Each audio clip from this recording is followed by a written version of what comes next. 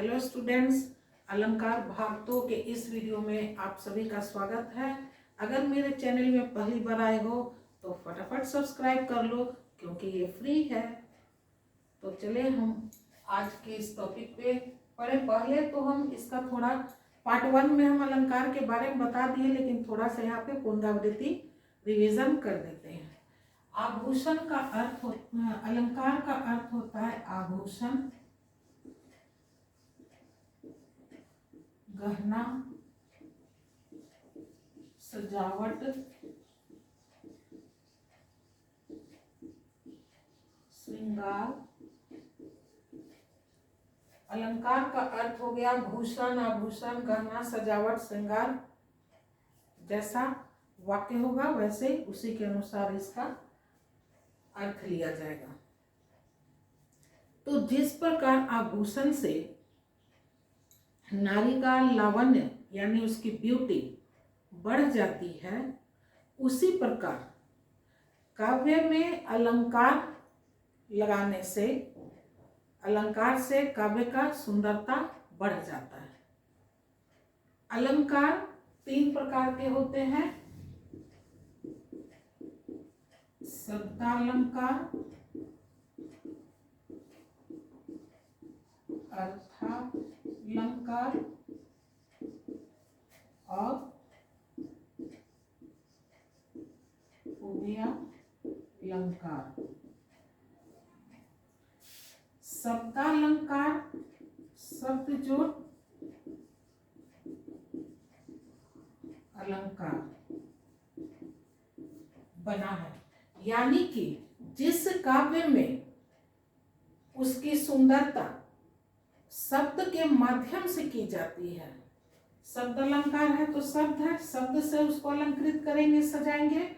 तो जिस काव्य में, काव्य यानी कविता, काव्य बोले या कविता बोले, तो जिस काव्य या कविता में उसकी सुंदरता शब्द के माध्यम से की जाती है, शब्द के माध्यम से किया जाएगा, तब वो शब्दालंकार कहलाएगा।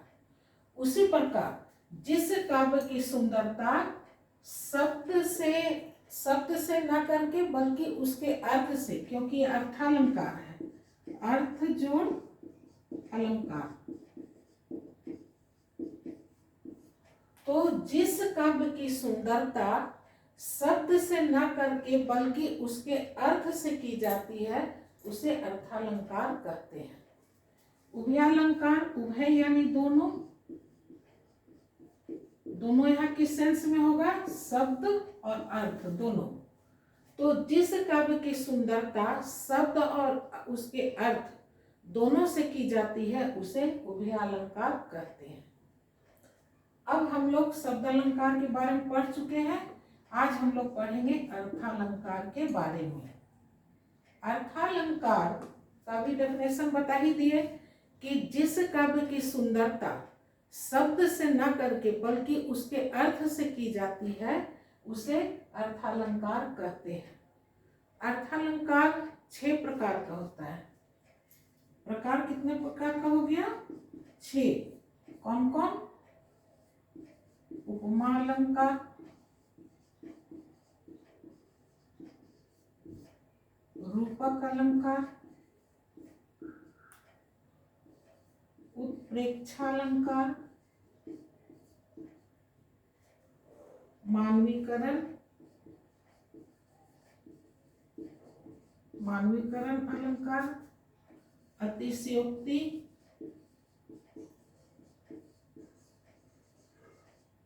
अलंकार और अन्योक्ति अलंकार।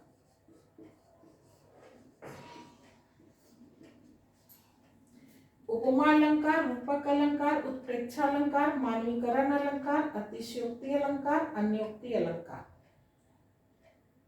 बुक में ये 6 एक साथ नहीं दिया जाता। ऐसे तो और भी है इसके भेद, लेकिन उतना भी विस्तार में नहीं पढ़ना है, क्योंकि क्लास के अनुसार ही दिया जाता है कि इस क्लास में इतना, फिर उससे जैसे क्लास 1 के संज्ञा को सिर्फ डेफिनेशन बताया जाता है। जैसे जैसे आगे बढ़ते जाता है बच्चा, उसको धीरे धीरे विस्तार से फिर बताया जाता है।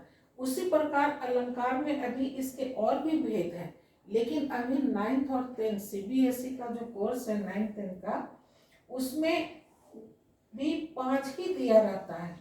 किसी में मानवीकरण रहेगा तो अतिशयोक्ति नहीं, अतिशयोक्ति रहेगा तो अन्योक्ति नहीं, अन्योक्ति रहेगा तो मानवीकरण नहीं।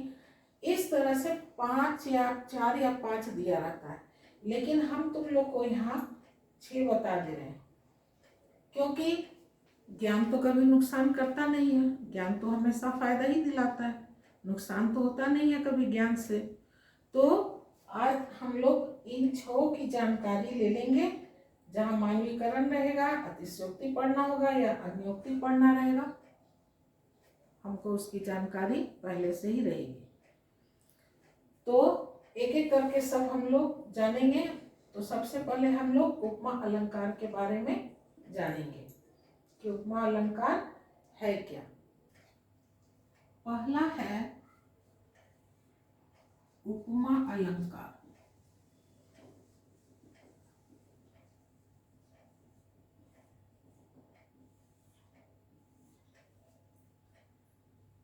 उपमा अलंकार में उपमा का अर्थ होता है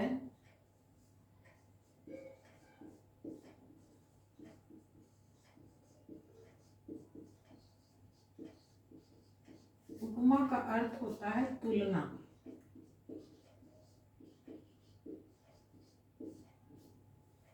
तुलना यानी कंपैरिजन करना। तुलना तुलना कब हम करेंगे? एक व्यक्ति से तो तुलना होगा नहीं, जब एक से अधिक, 2 या 2 से अधिक होगा। एक जब अकेला रहेगा तो हम तुलना किससे करेंगे? तुलना करने के लिए कोई और चाहिए, तो या तो 2 रहेगा या 2 से अधिक रहेगा, तभी हम उसके बीच तुलना करेंगे। तो जब किसी व्यक्ति या वस्तु की तुलना अन्य किसी व्यक्ति या वस्तु से की जाती है तो उसे उपमा अलंकार कहते हैं। यानी कोई भी एक व्यक्ति या वस्तु किसी अन्य यानी दूसरे व्यक्ति या वस्तु से तुलना की जाती है तो वो कैसा अलंकार होगा? उपमा अलंकार होगा। उपमा अलंकार की पहचान है कि इसमें सा, से, सी के समान, ज्यों, ज्यों आदि शब्द रहेगा। इसकी पहचान है कि उपमा अलंकार जब होगा तो उसमें सा, से, सी के समान, ज्यों आदि शब्द होंगे। उपमा अलंकार में भी 4 बातें होती हैं। 4 बातें बोले या 4 अंग बोले। उपमा अलंकार में 4 बातें या 4 अंग बोले होती है। कौन कौन है वो? पहला है उपमेय, दूसरा है उपमान, तीसरा है वाचक शब्द और चौथा है साधारण धर्म। उपमा अलंकार, उपमा का अर्थ होता है तुलना। तुलना 2 या उससे अधिक के बीच किया जाएगा। इसके लिए एक या जब कोई एक व्यक्ति या वस्तु की तुलना किसी अन्य व्यक्ति या वस्तु के साथ की जाती है तो उसको उपमा अलंकार कहते हैं। उपमा अलंकार हमेशा याद रखना, ये अर्थालंकार है, यानी अर्थ से इसकी तुलना की जाएगी। किसी भी व्यक्ति या वस्तु किसी अन्य व्यक्ति या वस्तु के साथ तुलना करेंगे, किस में? अर्थ में। शब्द से तुलना नहीं होगा, यहाँ शब्द के अर्थ से तुलना किया जाएगा। तो इसमें 4 बातें होती हैं, या फिर कह सकते हो कि इसके 4 अंग होते हैं। कौन कौन है वो? उपमेय, उपमान, वाचक शब्द और साधारण शब्द। जिसमें ये चारों पाए जाता है, ये चारों बातें पाई जाती है या चारों अंग पाया जाता है, उसको कहते हैं पूर्णोपमा। यानी कि पूर्ण जोड़ उपमा। जब ये चारों होगा, चारों अंग जब होगा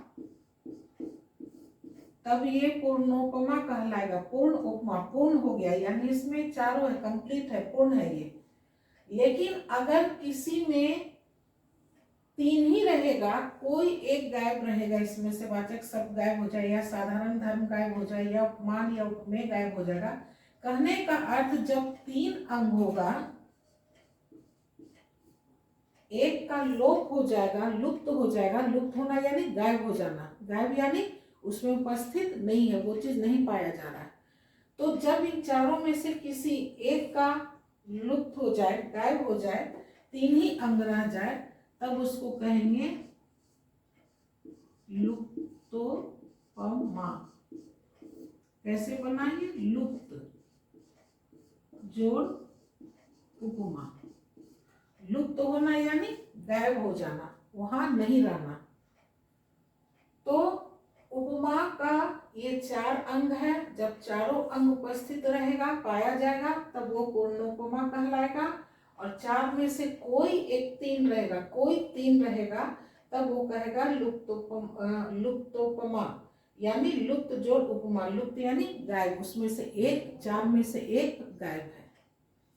अब हम इन चारों के बारे में एक एक कर जानेंगे कि उपमेय किसे कहते हैं, उपमान किसे कहते हैं, वाचक शब्द क्या है, साधारण धर्म क्या है। उपमा अलंकार का पहला अंग कौन सा है? उपमेय। उपमेय, उपमेय जो है, इसको हम लोग प्रस्तुत भी बोलते हैं, इसको प्रस्तुत भी कहा जाता है। यानी प्रस्तुत है यानी वहां में प्रेजेंट है। तो उपमेय का अर्थ होता है उपमा देने योग्य। पहला अंग है उपमेय, जिसको प्रस्तुत भी कहते हैं। उपमेय का अर्थ होता है उपमा देने योग्य। उपमा देने योग्य यानी अब वो इस योग्य हो गया है कि इसकी उपमा हम कर सकते हैं। उपमा अलंकार में क्या करना है? तुलना। उपमा का अर्थ क्या है? तुलना। हमको यहाँ तुलना करना है। तुलना में दो चीज होनी चाहिए, दो, कोई व्यक्ति या वस्तु, तभी दोनों के बीच तुलना होगा। तो उपमेय में जो है उपमा देने योग्य, यानी इसकी उपमा अब हम किसी के साथ कर सकते हैं। इसकी परिभाषा क्या हो जाएगा? जिसकी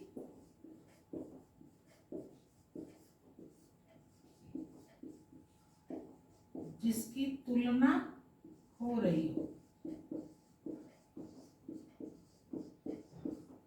उपमेय अर्थात किस जो भी व्यक्ति या वस्तु है जिसकी हम तुलना कर रहे हैं, वो हो जाएगा उपमेय। जैसे एग्जाम्पल, मुख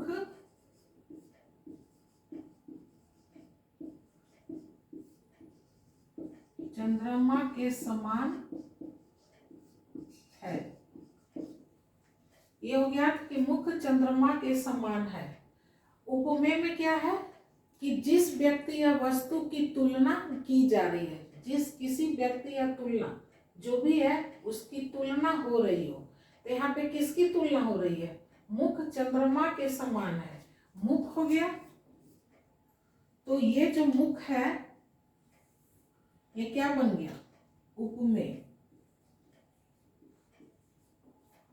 क्योंकि यहाँ मुख की तुलना हो रही है। दूसरा है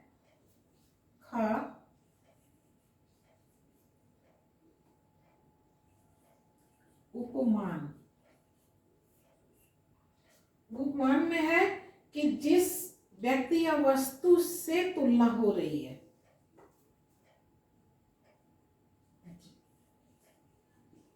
जिससे तुलना हो रही है। यहाँ जिसकी तुलना हो रही है, मुख की तुलना हो रही है, तो मुख उपमेय हो गया। उपमान में हो गया कि जिससे तुलना हो रही है। किससे तुलना हो रही है? चंद्रमा से। मुख किसके समान है? किससे तुलना हो रहा है? चंद्रमा से। तो चंद्रमा क्या हो गया? उपमान हो गया। चंद्रमा उपमान हो गया। तीसरा है वाचक शब्द,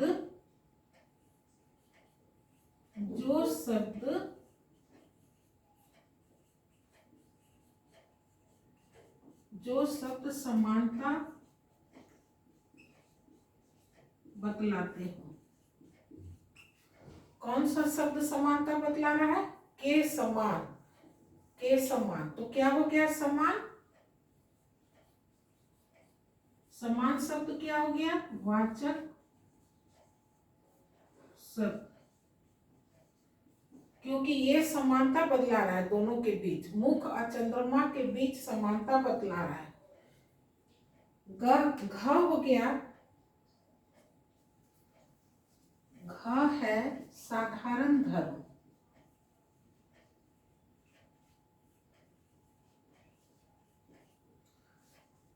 उपमा अलंकार का चौथा अंग है साधारण धर्म।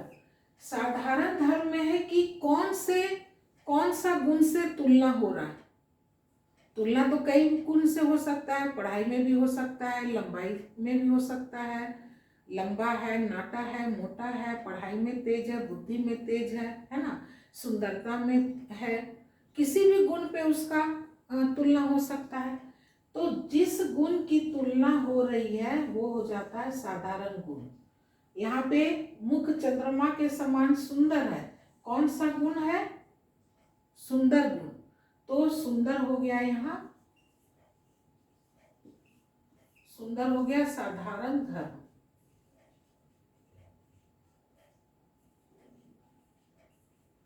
किस गुण की तुलना हो रही है? तो सुंदर गुण की तुलना हो रही है। सुंदर गुण जो हो गया, ये हो गया साधारण धर्म। यानी किस गुण की तुलना हो रही है? वाक्य में जिस गुण की तुलना हो रही है उसे कहते हैं साधारण धर्म। एक बार फिर से बता देते हैं। उपमा अलंकार जो है, उपमा का अर्थ होता है तुलना। तुलना जब एक से अधिक होगा, कोई वस्तु या व्यक्ति एक से अधिक होगा तब उन्हीं के बीच तुलना होगा। परिभाषा क्या हो जाएगा?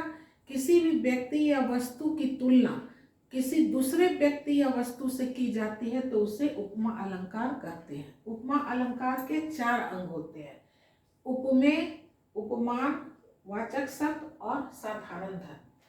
उपमेय वाक्य में जिसकी तुलना हो रही है, जिसकी तुलना, उपमा देने योग्य, उपमेय का अर्थ हो गया उपमा देने योग्य, जिसकी तुलना हो रही हो। वाक्य में जिसकी तुलना हो रही है वो कहलाता है उपमेय।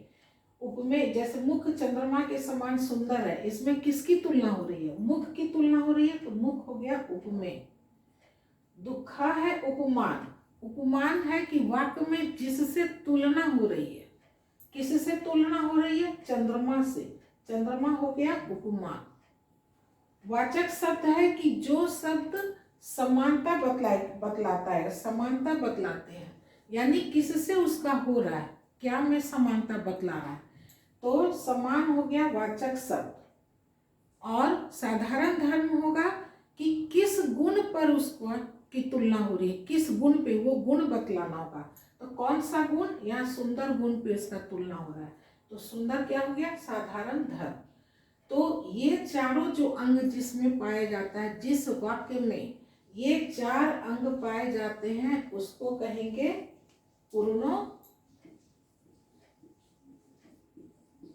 पूर्णोपमा।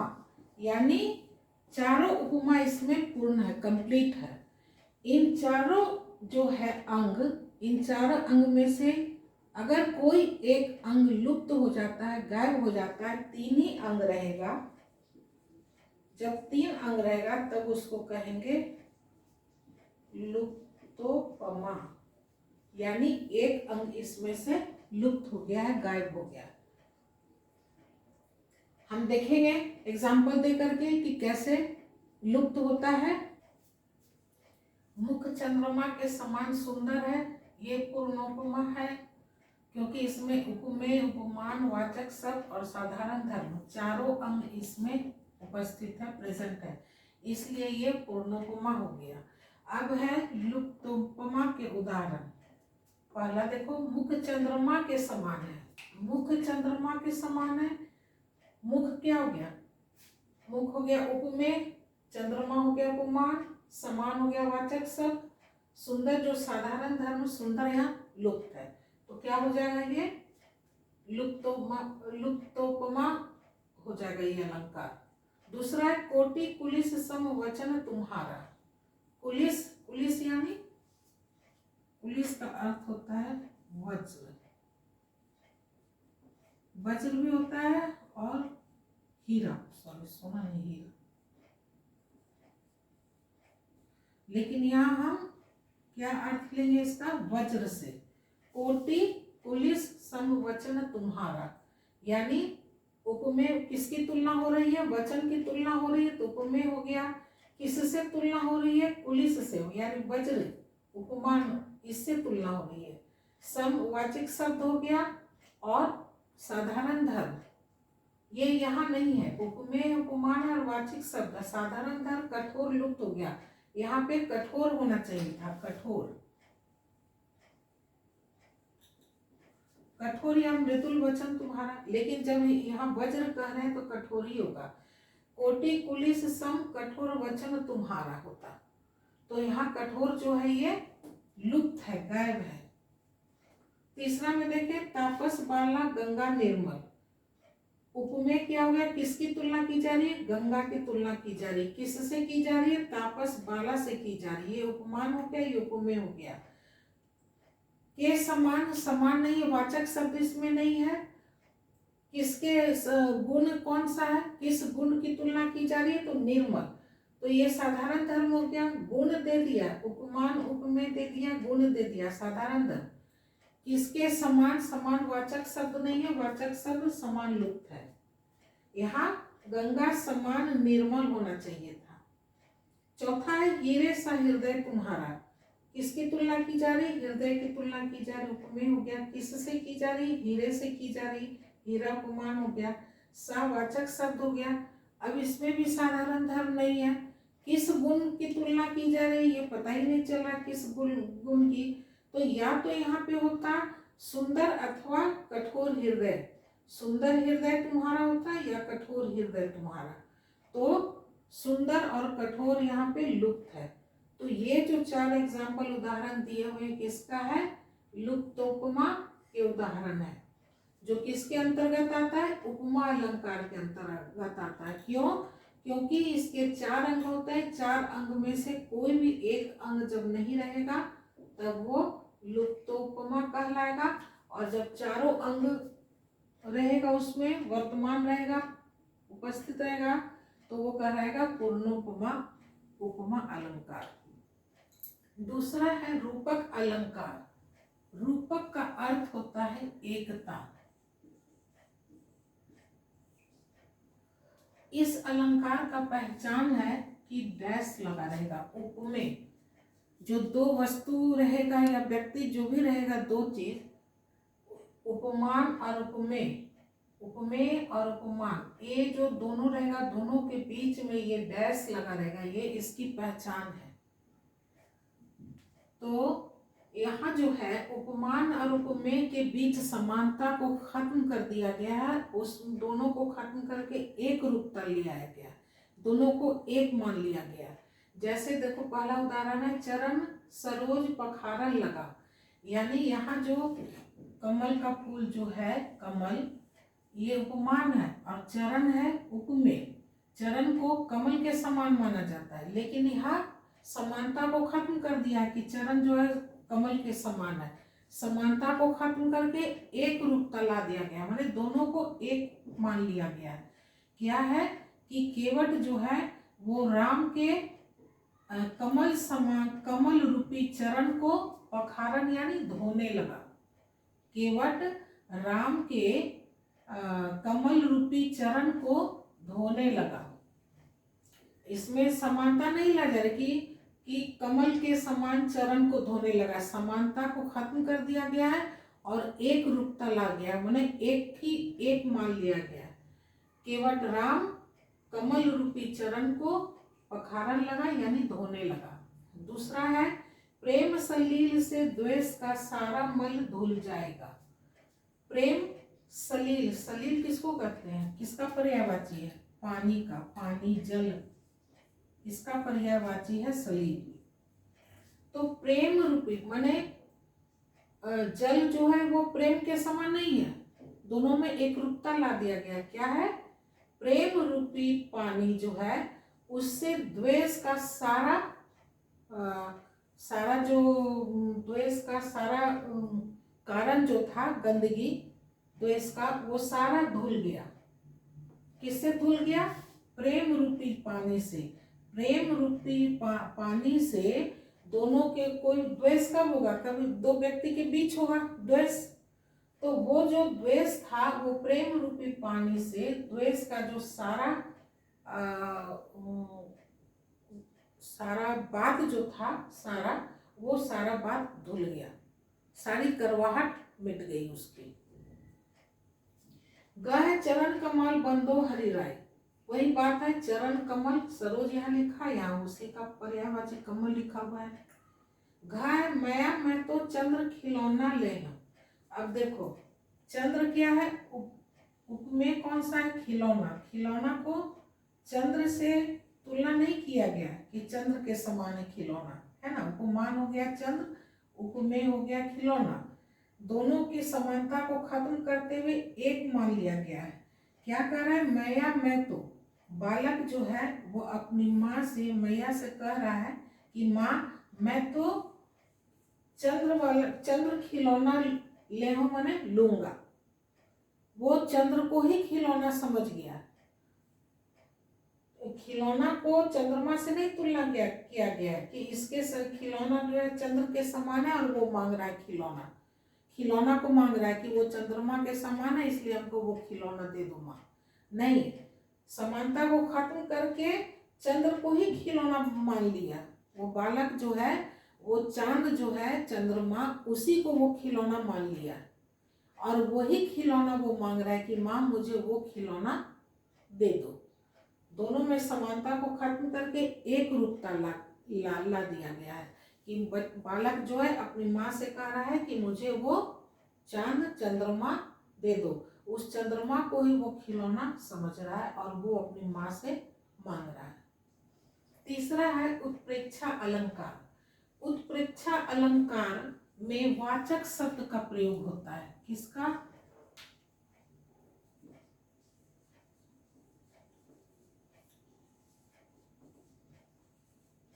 वाचक शब्द का प्रयोग होता है। वाचक शब्द किसे कहते हैं, जो उपमान,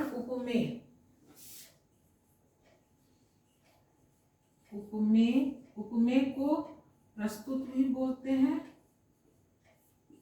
और उपमान इसको अप्रस्तुत भी बोलते हैं।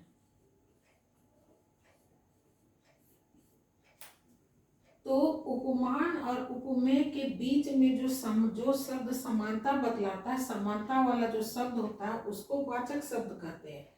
तो यहाँ वाचक शब्द क्या क्या रहेगा, मनु, मनो, मानो, जनु, मनहु, जानते, निश्चय आदि शब्द का प्रयोग रहेगा। ये सब शब्द उत्प्रेक्षा अलंकार में रहेगा। तो उपमेय और अब यहाँ क्या है, उत्प्रेक्षा अलंकार में उपमा अलंकार में क्या था, तुलना किया जा रहा था। रूपक अलंकार में दोनों के बीच समानता हटा करके एक बना दिया गया था। जैसे चंद्र को ही खिलौना बना दिया गया था, चरण को कमल बना दिया गया था, कमल रूपी चरण। ये नहीं कि कमल के समान चरण, ये नहीं बनाया गया था। समानता नहीं ला रहा था कि जो कमल के समान उसका चरण कैसा है, कमल के समान चरण। और न ही रूपक की तरह उसमें, रूपक में एक रूपता ला दिया गया था कि कमल रूपी चरण, दोनों को एक बना दिया गया था। यहाँ क्या है कि उपमान की कल्पना किया जाएगा। उपमेय में उपमान की कल्पना की जाएगी। ठीक है, उपमेय में उपमान की कल्पना की जाएगी। कल्पना संभावना देखा जाएगा। जैसे ये जो एग्जाम्पल, मुख मानो चंद्रमा है। अब मुख क्या है? मुख जो है उपमेय है, चंद्रमा उपमान है। लेकिन ये कल्पना किया जा रहा है कि मुख जो है वो कैसा कल्पना किया जा रहा है? चंद्रमा के समान कल्पना किया जा रहा है।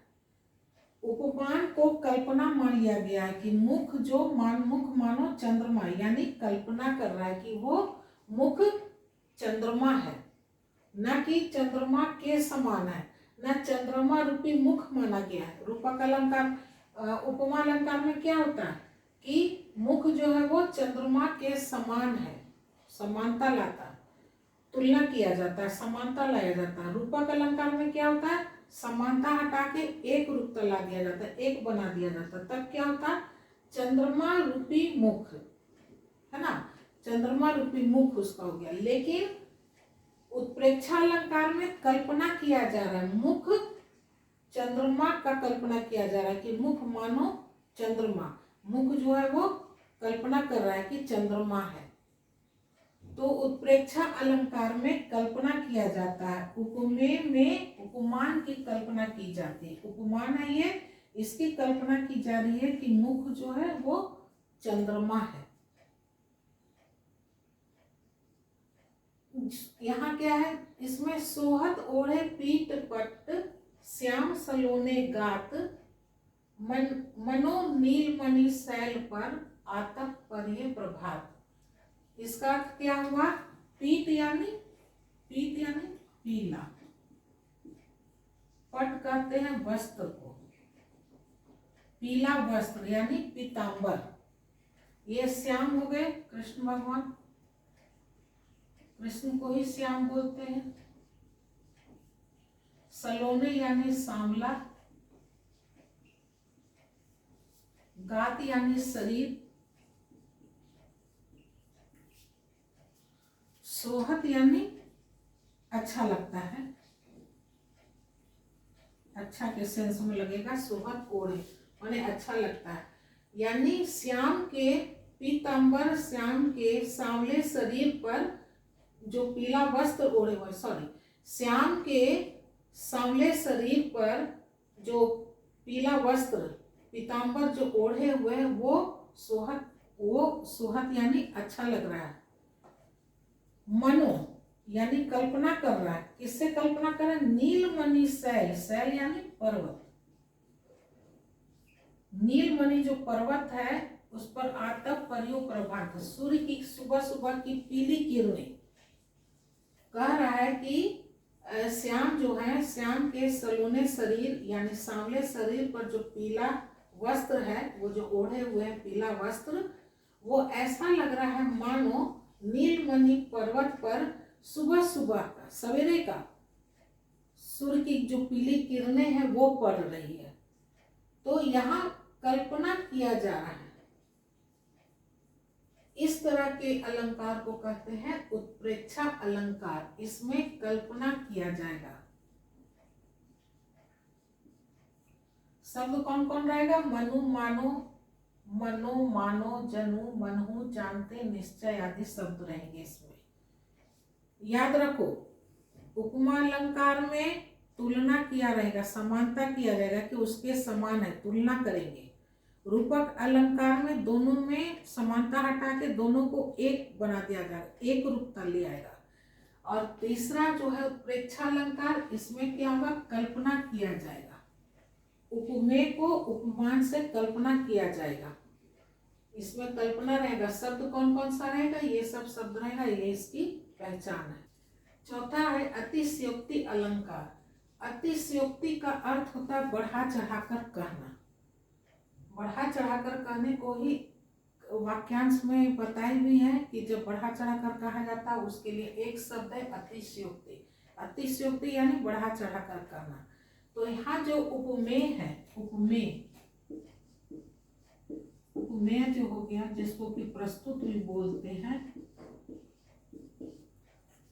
उपमेय कोई व्यक्ति या वस्तु होगा जिसकी तुलना की जाती है या समानता लाई जाती है या एक रूपता ला दिया जाता है, या फिर उपमेय में उपमान की कल्पना की जाती है।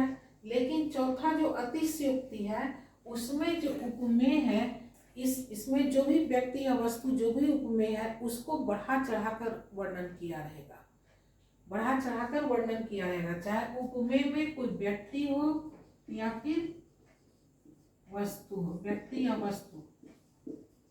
उपमेय में कोई भी व्यक्ति या वस्तु होगा जिसका कि बढ़ा चढ़ाकर वर्णन किया जाएगा। जैसे एग्जांपल है, हनुमान की पूंछ में लगन न पाई आग, सिगरी लंका जल गई, गए निशाचर भाग।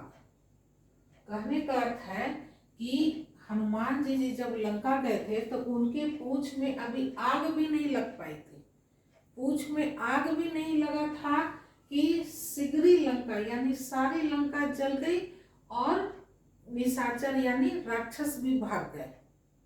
तो यहाँ पर क्या है, हनुमान जी के बारे में बढ़ा चढ़ाकर कहा गया है कि हनुमान जी के पूंछ में अभी लगन न पाई आग, आग भी नहीं लग पाई थी कि सारी लंका जल गई और राक्षस सारे भाग गए।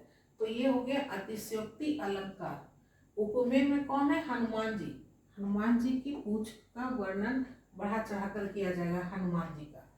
दूसरा है, आगे नदियां पड़ी अपार, घोड़ा कैसे उतरे पार। राणा ने सोचा इस पार, तब चेतक था उस पार।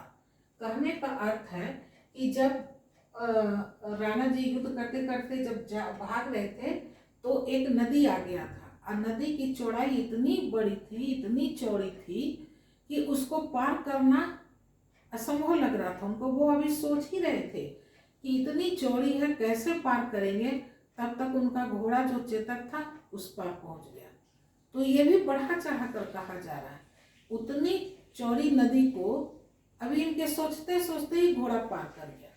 तो ये भी क्या है, अतिशयोक्ति अलंकार है। यहाँ पे घोड़ा के बारे में बढ़ा चढ़ाकर कहा जा रहा है कि अभी ये मन में सोचे नहीं कि खुद को वो नदी के उस पार पा रहे हैं। तीसरा है, देख लो साकेत नगरी है यही, स्वर्ग से मिलने गगन को जारी। गगन यानी आकाश।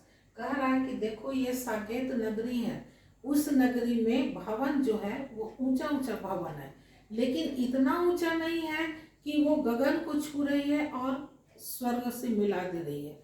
तो यहाँ भी क्या हुआ, अतिशयोक्ति है, बढ़ा चढ़ाकर कहा जा रहा है। यहाँ वस्तु नगरी वो भवन जो है उसके बारे में बढ़ा चढ़ाकर कहा जा रहा है। तो यहाँ वस्तु के बारे में बढ़ा चढ़ाकर कहा जाता है कि देखो ये साकेत नगरी की भवन इतनी ऊंची है, इतनी ऊंची है कि वो गगन यानी आकाश को छू रही है, और जब आकाश को छू रही है तो वो स्वर्ग से मिला देगी, इतनी ऊंची है कि ये स्वर्ग से तब मिल जाएगी।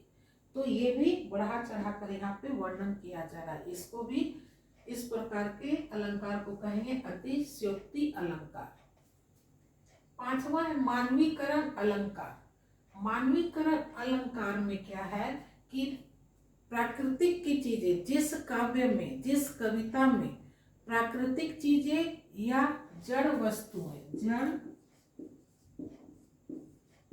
वस्तु, जड़ वस्तु किसको बोलते हैं, निर्जीव को। जड़ का उल्टा क्या होता है, जड़ का उल्टा चेतन, जिसमें कि प्राण है, चेतना है। जड़ का उल्टा चेतन, चेतन का उल्टा जड़ होता है। तो जड़ वस्तु यानी निर्जीव वस्तु या फिर प्राकृतिक चीजें।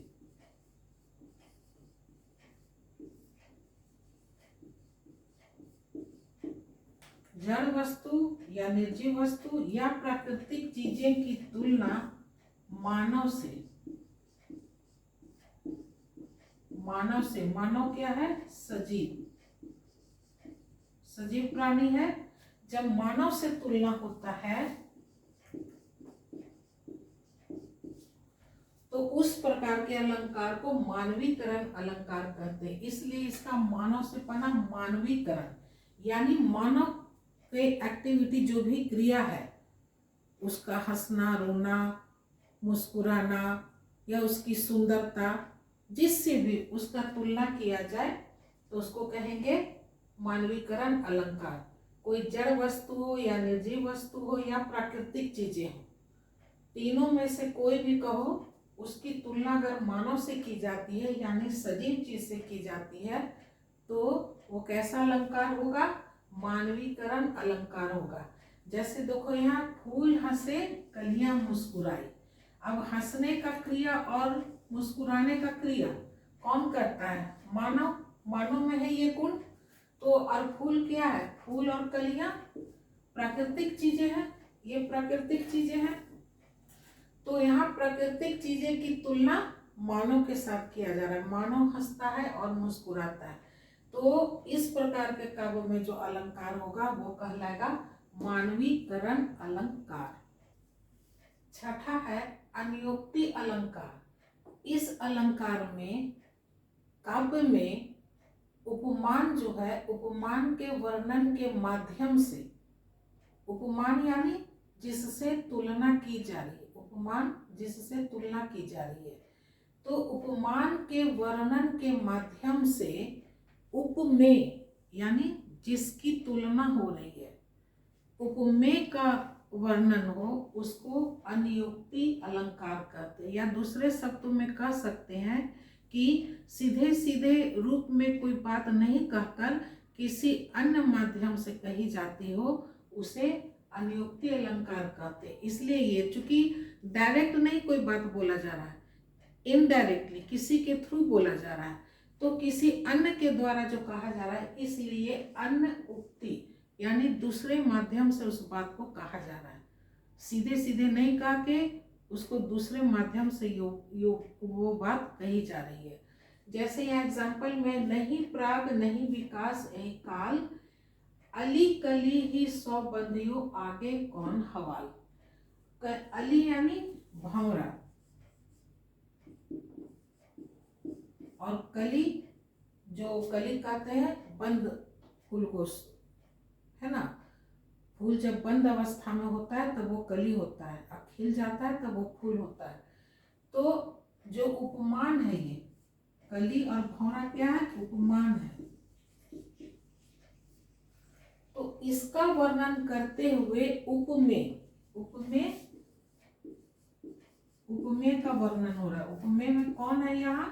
राजा जयचंद्र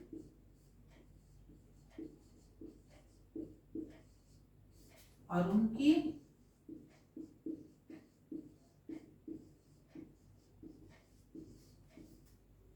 नगोड़ा नायिका।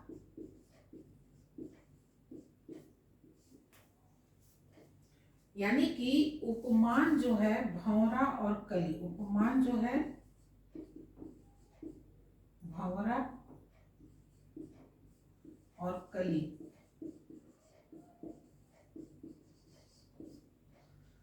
उपमान का वर्णन यानी भंवरा और कली का वर्णन जो है उपमेय के माध्यम से हो रहा है ना। उपमान का वर्णन का माध्यम से उपमेय का वर्णन जब हो तब वो कहलाता है अन्योक्ति अलंकार। यानी कोई भी बात सीधे सीधे नहीं कहकर उसको किसी अन्य के माध्यम से कही जा रही हो तो वो कहलाता है अन्योक्ति। चूंकि अन्य के माध्यम से, दूसरे के माध्यम से बात कही जा रही है, इसलिए अन्य जोड़ उक्ति, दूसरे के माध्यम से ये बात कही जा रही है। तो यहाँ उपमान हो गया भंवरा और कली, भंवरा और कली उपमान हो गया। इसके वर्णन के माध्यम से उपमेय का वर्णन हो रहा है। कौन है उपमेय? राजा जयचंद और उनकी नगोड़ा नायिका के बारे में वर्णन किया गया है। ये कहलाया अन्योक्ति अलंकार। आज के इस वीडियो में बस इतना ही। एक नए वीडियो के साथ नए टॉपिक लेकर मिलेंगे, तब तक के लिए बाय बाय। एक बात और, हमारा वीडियो देखने के लिए आप सभी का बहुत बहुत धन्यवाद। बाय।